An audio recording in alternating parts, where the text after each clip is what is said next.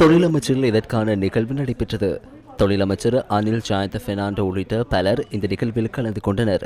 Digital ஊழியர் சேமலாப நிதிய மென்பொருள் இதன்போது அறிமுகப்படுத்தப்பட்டது.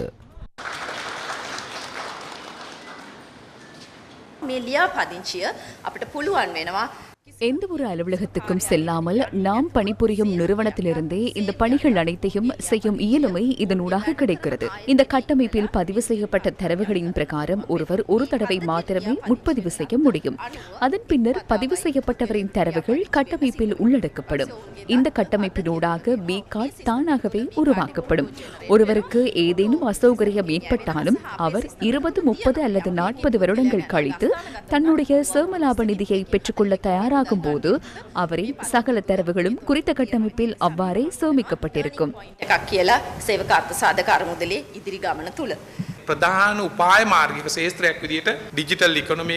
டிஜிட்டல் பொருளாதாரம் மிக முக்கிய பொருளாதார துறையாக மாற்றப்பட்டுள்ளது. டிஜிட்டல் மயமாக்கலாக அறிமுகப்படுத்தப்பட்டுள்ளது. இதனூடாக முழு அரசு சேவையையும் ஒன்றிணைப்பதே எமது எதிர்பார்ப்பு.